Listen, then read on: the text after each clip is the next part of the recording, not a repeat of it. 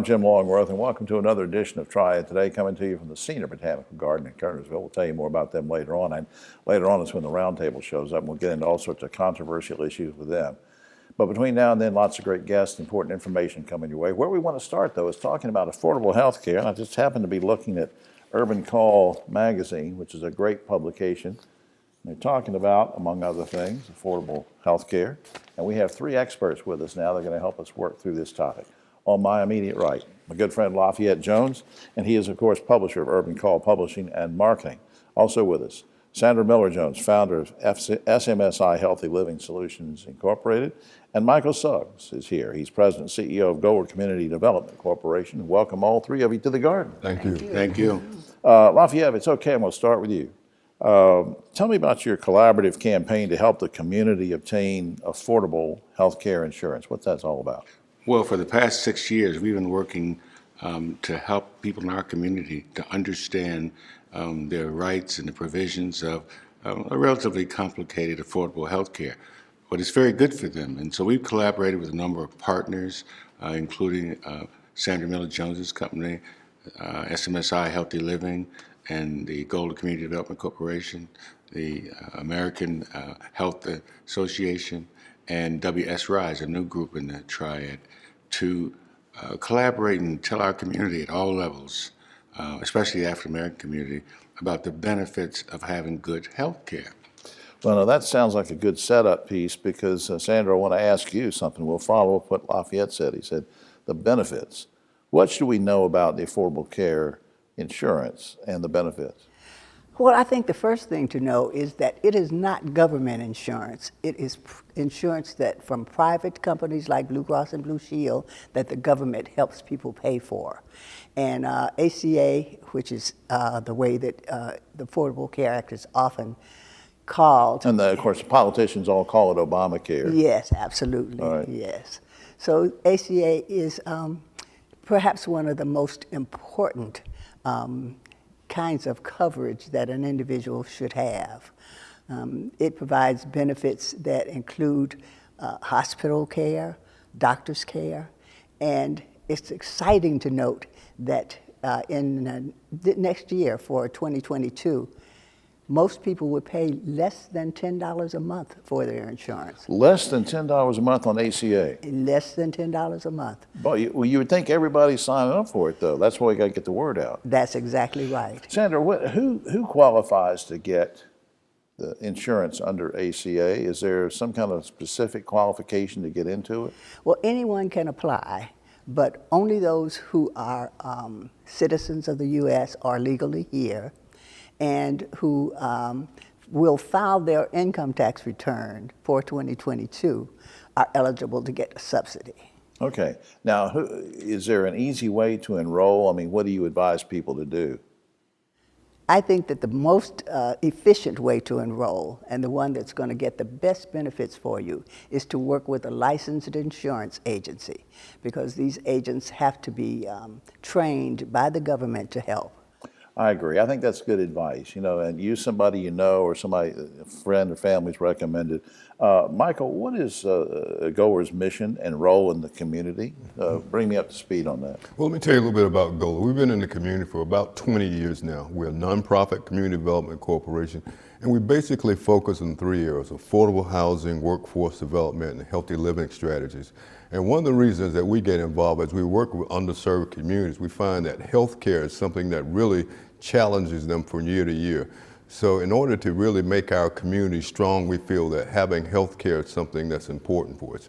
So that's been a focus of Goler for the last year and a half. We got a grant from KB Reynolds to help us do this. So we've been really excited about the relationship that we've formed with Lafayette and Sandy. Yeah. Making some good inroads. You think we're getting where we need to go to get people signed up? Just what's your gut feeling? Well, we have to keep working on it every day. You're never there. But we are making progress. In fact, we have a huge campaign of radio, television, direct mail, social media, all the things we know as marketers. We can't be, talking about workforce development, we can't be productive in any phase of life, as a student, as a child, as an adult, if we're not healthy. So I think that's the message we're all trying to put across. And I appreciate everything y'all are doing. Up on screen, one number I want to show you, 759-7477. That's area code 336-759-7477 to get more information. To Lafayette and Sandra and Michael, thank you so much for everything you're doing for folks. Thank you for having us. Yeah. Appreciate it. We'll be right back after this. Back now on Triad Today. Always glad when we can spend a few minutes with the good folks at Forsyth Tech, and here's one of those good folks with us. We welcome to the program Bill Green, Vice President for Community Engagement. He's also Executive Director of the Forsyth Tech Foundation. Welcome, Bill. Thank you, Jim. And Thanks for having me. happy holidays and all that good stuff. Same to you. What's the mission of the Forsyth Tech Foundation? Great question. Forsyth Tech Foundation is a nonprofit separate from the college, but it exists to support the needs of the college. Things that are not provided in our normal budget process. In a nutshell, we are helping students every day. We're buying technology to keep our classrooms state of the art, and we're helping our faculty and staff stay up to date with ongoing professional development. Great work and a great mission. Now, as we saw from your title, we heard from your title, that you're involved with both community engagement and the foundation. So let me combine something here and ask you, how are those two things related from your perspective? Forsyth Tech is a leader in our community because we provide higher education, but we also do so much more.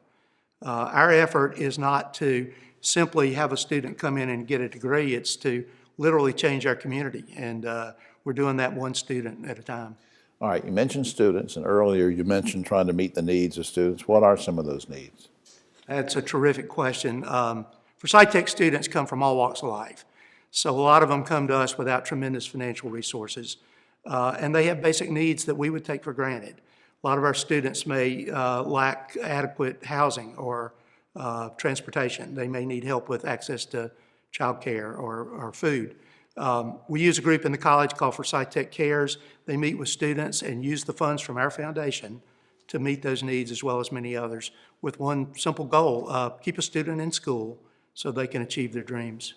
Didn't you email me, or somebody emailed me one day and talked about scholarships that you're giving out? We did indeed. We have scholarships that are available for students regardless of what they're studying at the college. A great example would be that today we'll help a student in our nursing program with tuition and books. At the same time, we're providing funds so that a student can have the necessary materials and equipment to prepare for a career in welding at one of our local manufacturers. So scholarships are critical, and they're available regardless of what a student is pursuing. We want them to be successful. Yeah, and you know, the thing is that we mentioned before with some of your colleagues on this program is try to not only just help the students, but as you said, help them into careers and honing in on careers that are jobs that are available, that are needed in this area. And you know, there's an EMS shortage, and you guys are working on that problem. So that's a big part of what you're trying to do too, in terms of the importance of keeping them in school, right? It is indeed. The simple fact that a lot of our students may go to a four-year college is important, but it's not all we do. And there are tremendous jobs that change a family's entire social and economic standing because one student goes and gets a $50,000 a year job. Absolutely. And that's where we feel like we're helping change the world. Before we run out of time, how can the community help? Now, is there a way for them to donate to the foundation? There is indeed. Thank you for asking that. A little money goes a long way at Forsyth Tech, we like to say. So your gift in any dollar amount will potentially change a life forever. Easy to do, forsythtech.edu/giving, and we'll make sure it has an impact. All right, and the general website, forsythtech.edu, and of course, Bill mentioned the hashtag / thing too. So check that out, and the entire website has a lot of great information on it too. Bill, I just appreciate all you're doing for the community. Thank you. Thanks for having us on today. All right, we'll be right back after this. Back now on Triad Today, we'd like to tackle the serious topic of behavioral health, and especially with sort of a focus on pediatrics. And to help us with that is an expert. First-time visitor to the show, and we welcome Dr. Linda Nicolati. She's assistant professor and section head of pediatric psychology and behavioral health at Atrium Health, Wake Forest Baptist. Welcome. Thanks for Good to having see you. me. Before we get too far into this discussion, let me just start out asking you, and not to put you on the spot, do you have any idea how widespread behavioral problems behavioral illnesses are, especially among young people? Do you have some sense of whether it's nationwide or in this area? Gosh, well, there is a national emergency for mental health right now. So it is pretty widespread in this area and the whole United States and actually worldwide. What effect has COVID and the pandemic, and now we're looking at almost a 2-year period between lockdowns and masks and all sorts of confusion. What effect has COVID in terms of, that it might have on behavioral health?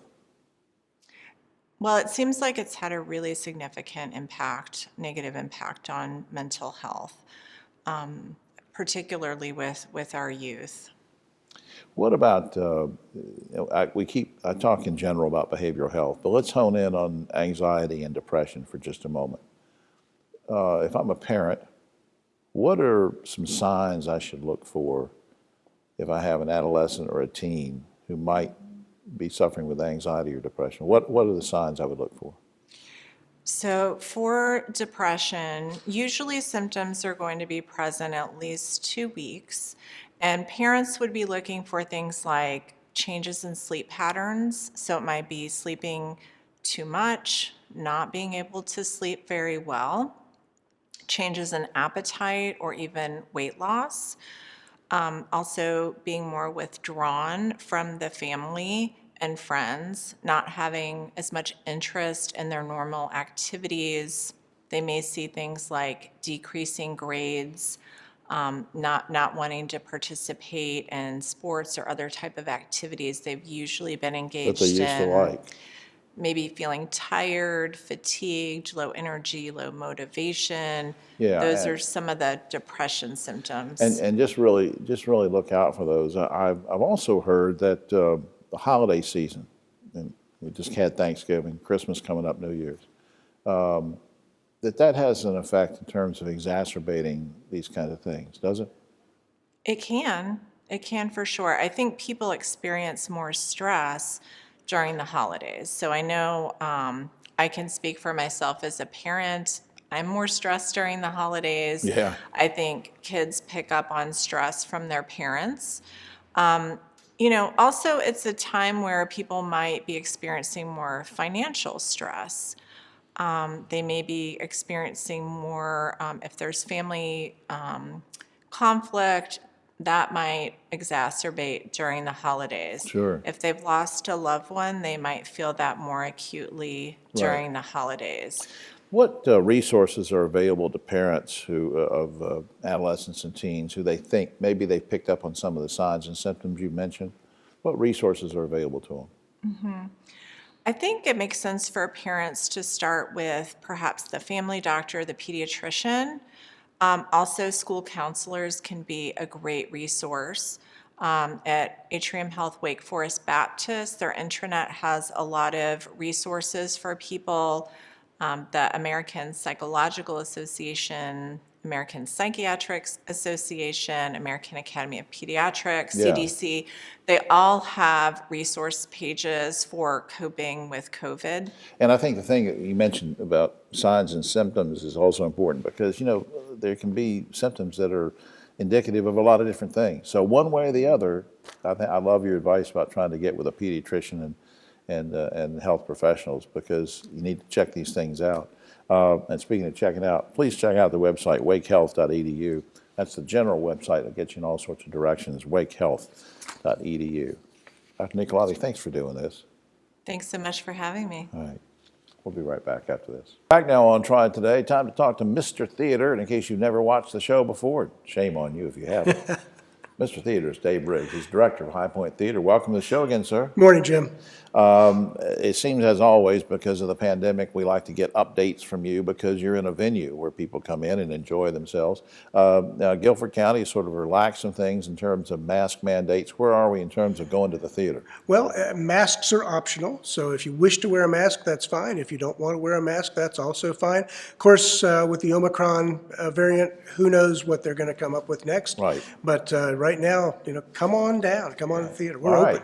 Now let's talk about some upcoming holiday Yeah. shows because you guys are jam-packed. We So, are. the first one, there are actually two versions of the Nutcracker. We'll get to the second one in a second. The first one, Nutcracker, actually, depending on whether somebody's watching Saturday or Sunday, is going on as we speak. That's right. The Saturday 5 p.m. showing, Sunday at 1 p.m., the Nutcracker. Tell me about that. Sure. Now, this is the Dance Center of Greensboro. They're a wonderful dance studio based in Greensboro, North Carolina, and they have been doing their Nutcracker with us for the last 6 years. It's a fun production, and it's a wonderful introduction to the Nutcracker for folks who want to bring their families. All right, so kids would enjoy this Absolutely. version. Now, next is A Christmas Carol, December 10th through the 12th. Right. Christmas Carol is being brought to us by the High Point Community Theater. This is their 7th year doing the Christmas Carol musical, and it really is family friendly. It is not dark. You're not going to scare the kids. It's wonderful music, and they do a terrific job for us. Now, we're going to circle back to the Nutcracker, but a different version. Certainly. And this one's for December 17th through the 19th. What about that? That's right. And this is the High Point Ballet's production of the Nutcracker. And historically, the High Point Ballet had been performing at the High Point Theater for years and years. Once the Shakespeare Festival collapsed, we brought them in on a regular basis, so they're there every year. And on the Saturday production, it's a show called The Land of the Sweets, which is basically the tail end of the first act and the very beginning of through the very beginning of the third act. And it's where all the sugar plum fairies and it's a lot of fun. And that's really for kids. And that's going to be on Saturday. Absolutely. Now, let's talk about January because January is going to be huge. Sure. Two things I want to plug. James Gregory, January 15th. James Gregory is the self-proclaimed funniest man in America, and he is funny. And that'll be on January 15th. He's been with us several times. And on January 22nd is the rescheduled date for the amazing Ben Vereen. It's called wow. Stepping Out with Ben Vereen, and we're really tickled about that. And then on February 4th, if I can sneak into the next month, we've got Garrison Keillor and the Hopeful Gospel Quartet. Tickets make great gifts. And Yeah, I was going to say, because holiday season, that's a perfect thing to get season tickets to High Point Theater. Absolutely. Now, we'll get to the phone number about that in just a second. But didn't you send me an email one day and say something about holiday hours? What did that mean? Well, we had actually we opened up on Black Friday. Okay. And actually had a great day. So and we're probably going to be operating on a skeleton scale that week between the I can't remember what the date is, and Christmas Day. Leading up to Christmas Leading Day. up to Christmas. Okay. And but it's never too late to try to get the tickets. That's right. Now, you can check out the website, which I hope you'll do because it's a great website. Lots of in-depth information about upcoming events. We're just sort of hitting the surface. That's www.highpointtheater.com. Don't forget to put 2 T's, highpointtheater.com. But what I wanted to really plug was the phone number, because at 336-887-3001, because as we've talked about before, isn't that still the easiest way to get It's tickets? the most efficient way for you to buy a ticket. Our box office is open noon to 5, Monday through Friday, and you don't have to pay a convenience fee if you call us on the phone. Right. And- I went to the theater and went to the convenience. Well, there you go. No, I don't know what that means. Just took a break there. I'm glad we have those. Anyway, you have everything there. Everything. You have everything Full there. service. Will you stick around for the roundtable? Be glad to. All right, Dave Briggs. Get your season tickets for this season, for next season, whatever. Get all the tickets you can. We'll be right back after this. Today, and before we get to the roundtable, a quick shout out and thanks to the good folks here at Senior Botanical Garden in Kernersville. Hope you'll visit. There's lots of great festive things going on. You'll love it. The gift shop, the illuminated flowers, everything. Speaking of being illuminated, we have 3 illuminated guys with me. On my right, Ogie Overman, the great broadcaster and journalist. Dave Briggs, we have held over from a previous segment. Mr. Theater is with us. And Keith Granberry, founder of Helping Hands Consultants. Guys, the good news for senior citizens is that Social Security payments are going up. The bad news is so are the premiums for Medicare Part B. CMS says it's raising premiums just in case people start using this expensive drug designed to slow the rate of dementia. Now, an FDA panel has already voted against approving the drug, while the company's under fire itself for saying it's going to cost $56,000 a year for a dose. Now, guys, should all seniors pay more for Medicare even though the drug might not even be used or effective, Ogie? Well, the short answer is no, under no circumstances, but it's complicated because a lot of small pharmacies don't even take Part B. They won't file it. A lot of doctors are totally against this drug. They say it's just a waste of money, and the manufacturer itself is under fire for 56 grand a year Right. for gouging. So I don't think it's going to happen. I don't think Dave. it's going to get approved. Yeah, and I don't disagree with what Ogie is saying, but there is R&D, there's research and development into this. They've spent millions of dollars on this particular drug. Everybody's going to pay. That's part of socialized medicine. That's part of Social Security. So if the medicine becomes available for Medicaid and Medicare, Yeah. then somebody's going to pay for it. Keith, I think that senior citizens should have free medicines. I mean, I don't understand why they're still paying in to medicines for senior citizens, specifically in these impoverished areas. And I think if this drug can help, we got to look at the drug versus the company. Hey, If it's helpful, yeah. it should be legalized. and we don't know if it even will help. So that's the other thing. Meanwhile, an Ohio jury has ruled that 3 major drugstore chains in the area are partly responsible for hundreds of opioid deaths. The jury said that pharmacies should have been more aware that the doctors were overprescribing opioids. Now, guys, the question is, should local pharmacies anywhere, be liable for filling prescriptions of a legal drug prescribed by local doctors? Ogie. I don't think so. It's not their job to police doctors. Doctors should be policing doctors, not pharmacists. Yeah, Dave, what do you That's think? exactly right. I think for those folks who need pain medication, I think doctors are overprescribing. Give them the minimum amount, and if the patient needs more for a real reason, then let the pharmacist prescribe them again. And That's Keith, a lot of ridiculous. these pharmacies are mom and pop pharmacies. Yeah, I think the doctor should be liable for that. But if someone says they have pain, I mean, how do you monitor that? It's sad. Yeah, it is all the way around. And the thing is, we won't even get into this. I could spend 3 hours on it, but you go to the emergency room and you're writhing in pain, and they won't even give you the stuff you need because they think you're trying to get a fix or something. They're just scared of these regulations. We've talked about whether North Carolina should legalize marijuana and go state by state with that. But now a South Carolina congresswoman wants to enact a federal law that would decriminalize pot throughout the nation. One fell swoop. Good idea or bad idea, Ogie? It's been a good idea for a long time. That's the only way it's going to happen in North Carolina anyway. And it's ironic. South Carolina, which is more backward than we are, might be the state that makes it happen. That triggers it. Yeah, we'll see what happens, Dave. Yeah, I really don't have a problem with this. And we're going to get the tax revenue once it becomes legal and is sold in appropriate manners. Keith. I think it's bigger than that. I think, number one, you should legalize it, but also all the people that's sitting in jail because of this should be released from prison. Yeah. Yeah, we got too many people in jail for doing minor things. With all the discord, we're going to change focus here a second. With all the discord between parents and school boards these days, and the fighting and the yelling and all this, the mistrust, would you like to see a law enacted that would require a majority of all school board members be parents? Ogie. No, I don't see that at all. That's just dumb. Don't think it would help. Not at all. Dave Bruce. I don't think it would help, and I think most school board members were students at one time. Yeah, you hope. We hope. We don't know. But Keith, you think that most school board members should be parents? No, I think most parents should be civilized and act like they have some sense when they come into the school board meetings. That's what I think. All right. Interesting take on that. All right, now we're going out of the country here for a second. The Portuguese parliament just passed a law whereby the government will fine an employer for calling or texting an employee after work hours. Would you guys like to see that law enacted here? Ogie. I've got a real problem with that. After hours, you're on your own, buddy. Even though fraternization might be an issue, too bad. I mean, it happens all the time. Come on. Dave. Yeah, my employees are all salaried, so if I have to get in contact with them, there is no after hours. You're allowed to reach them because they're not on an hourly thing. Now, I don't know if the Portuguese parliament differentiated in that, but in general, should an employer be fined for contacting an employee after work hours? Dave said that his employees don't have any after hours because he pays them a salary. Yeah. There should be some rules and regulations Well, Dave, you don't around call it. And them up there should be some cutoff time. You shouldn't just be calling people at 9 or 10 o'clock at night because you've missed a project. It's got to be something. Well, you can't just say, "No, I'm gonna call you at 1 o'clock." You can't do that. Well, No. I call you at midnight. I know you do.